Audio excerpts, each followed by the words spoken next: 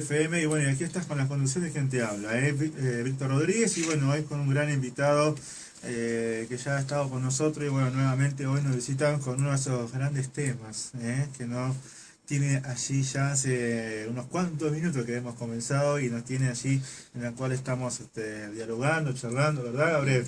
Te está interesando el caso, estás entrando En el clima ese en el caso, clima macabro, sórdido de este clan criminal de la Wow. década de los 80 de Argentina, ¿verdad? Y me Wow. dejaste plantear una pregunta en el bloque anterior. A ver, ¿cuál es? Sí, ¿por qué se le, a Arquímedes, ¿verdad? ¿Por qué se le llamaba el lujo de la escoba? Loco de la escoba le decían sus vecinos. Cosa más, Pero, más no, pero se peculiar, lo ¿no? decían cariñosamente, Ajá. cuando no se sabía que Sí, sí. ante qué psicópata y qué monstruo estaban, Sí, sí, obviamente. obviamente, ¿no? Cuando era un simpático vecino de ahí, de ese Eso. prominente barrio de San Isidro. Ajá. Porque continuamente el hombre estaba barriendo la vereda, incluso no solo su propia vereda, sino que era tan amable que barría las veredas o zonas que Qué no le bueno. pertenecían de otros vecinos. Y a horas insólitas, no solo Sí. una hora medianamente racional, sino que incluso de madrugada, y lo veía. Tenía varios apodos, todos ellos un poco picarescos, Ajá. puestos por los vecinos, pero también con una connotación cariñosa, porque repito, nadie se podía imaginar con quién Sí, sí, estaban sí. tratando. Qué bien. Uno de ellos era este que tú me preguntas, el loco de la escoba, porque permanentemente estaba con una escoba. Pero estaba con una escoba no gratuitamente, sino que Ajá. sucedía. Él tenía secuestrado en su casa, obviamente, Ajá. durante varios días a las víctimas. Entonces él quería, no tenía seguridad desde dentro de la casa si los gritos en fin, o los eventuales pedidos de auxilio Claro. de quienes tenía secuestrado no se oían del exterior, ¿verdad? No se filtraban por las ventanas o por las rendijas. Bueno, una manera de cerciorarse de que no se escuchaba era salir. Salir. Y además, bueno, era una manera de estar siempre vigilando. Ahí va, al tanto de todo. Exactamente. El hombre no tenía cámaras de seguridad, pero hacía su propia vigilancia externa. Qué bueno. Y de una manera inofensiva, simpática para el vecindario, o sea, que cumplía esa doble función, ¿no? Y en cuanto a seudónimos o sobrenombres, también le decían Cucú. Cucú Cucú. porque como el pájaro de Cucú que sale a cierta hora de la jaulita y Es dice verdad. Cucú, bueno, él salía, él también, además de barrer en la Ajá. vereda de su casa, solía abrir las ventanas en forma intempestiva y mirar hacia afuera. Entonces, llamaba un poco la atención, pero repito, nadie podía ni soñarse No, no, no los sepa. motivos. Pero él estaba vigilante, abría la ventana y miraba hacia izquierda y derecha cada tanto. Claro, después que suceden y toman conocimiento público de estos macabros hechos, Ujú. la gente se desayuna de por qué hacía esto. Pero ¿Por qué ese comportamiento? en ese Claro. entonces era una costumbre, un hábito curioso, como en todo barrio, todos, en fin, cada uno de nosotros tenemos nuestras peculiaridades y hay vecinos que son más exóticos que otros.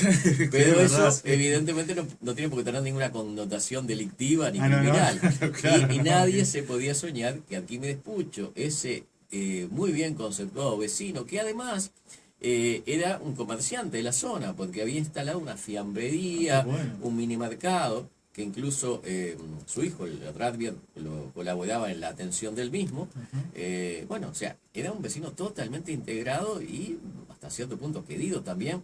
Esta familia iba permanentemente a misa, o sea, cumplía todos los roles sociales ¿Verdad? y aparencialmente era una familia modelo. Y que estaba integrada brevemente, no me lo preguntaste, pero te dije cómo estaba integrada. Ajá. Por el pater de familia, Arquímedes Pucho, por su esposa, una profesora llamada Epifanía Calvo, la cual todavía vive, es una señora ya muy mayor, de 90 años, y 5 hijos del matrimonio, de los cuales 2, sin duda alguna, componían el grupo criminal, eran cómplices. Ujú. El ya mencionado Alejandro Pucho, el Radbier, el menor, Daniel, Daniel. cuyo sobrenombre era Maguila, por el Maguila. dibujito del Guedila Maguila, porque era un muchacho, en fin, de mucho vello y bueno, y tenía Una tenía una particularidad. apariencia un poco simiesca. Había 2 hijas, Dos hijos, ¿no? de las cuales solamente vive una de ellas, que Bien. la otra falleció bastante joven, y había un quinto y el más chico de todos, Guillermo, el cual estuvo quizás no participó, o sea, en el primer secuestro, pero todavía estaba físicamente en Argentina, y luego se va a Nueva Zelanda aprovechando un viaje, porque también era deportista, y no vuelve. Muchos consideran que él sospechaba o ya tenía antecedentes de lo que estaba metida su familia, y para desvincularse aprovecha ese viaje y se queda definitivamente en Nueva Zelanda y no regresa, y por lo tanto no tiene ninguna implicación con los delitos. Ajá. Bien. Así que era una familia bastante numerosa por un lado, porque eran 3 o 4 hermanos, entonces más o Eran menos. 5 hijos Cinco hijos, ahí va, del líder cinco. del clan criminal Arquímedes Pucho. Bien. ¿Por qué, por qué si sucedió allí por los años 80? ¿Por qué recién ahora empieza a tener tanta notoriedad? Es una muy buena pregunta la que tú me formulas. Ajá.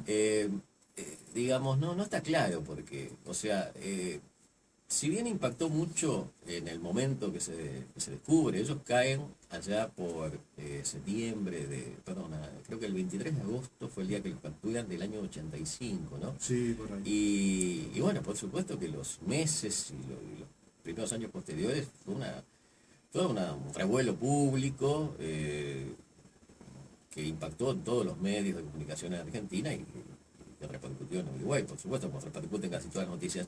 Y después se fue calmando y se fue quedando un poco no olvidado totalmente, pero quedando en el ostracismo. Pese a estos rasgos tan peculiares que lo hacen tan excepcional en materia, casi únicos en materia de criminología.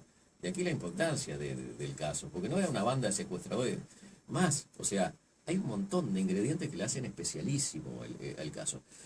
¿Y por qué después viene este parate de tantos años? Bueno, yo personalmente, aunque dentro de lo que he leído e investigado no queda claro el motivo, considero que un posible motivo puede ser que falleció en el 2013 Arquímedes Pucho, y Arquímedes Pucho, dada su personalidad, muy probablemente iba a tratar de cobrarles o de hacer reclamos judiciales para sacar ventaja económica de la película, de los libros porque bien o mal, pese a sus actividades criminales, él paga en la cárcel 23 años, o sea, prescribe su delito por pagar la condena.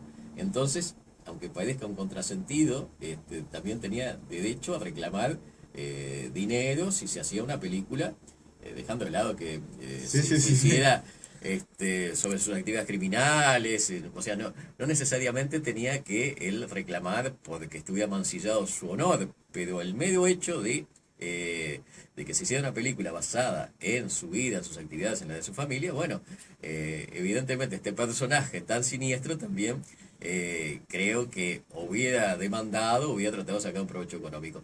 Ahí me parece que puede estar una explicación de algo que realmente cuesta entenderlo, que haya pasado tanto tiempo sin que saliera, que tuviera este rebrote mediático como lo tuvo ahora. Bien. Y pasaban prácticamente desde el momento que los capturan 30 años, porque tanto la película como la serial y los libros, sobre todo un libro de Rodolfo Palacio, que es un excelente investigador argentino, también se publica en este año de 2015.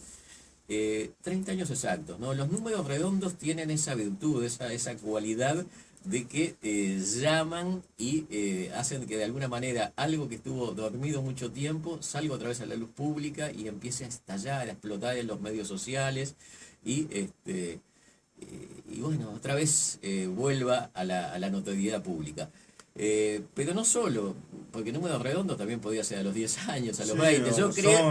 Yo creo, para contestar tu pregunta, y es una opinión personal, porque realmente no lo leí en ningún lado, de que la muerte de Arquímedes Pucho y el hecho de que ya no va a estar involucrado también tuvo mucho que ver con que recién ahora rebrote nuevamente el aspecto mediático del caso Pucho, que volvemos a lo mismo, tuvo su eje en la década del 80 y más concretamente entre el 82 y el 85.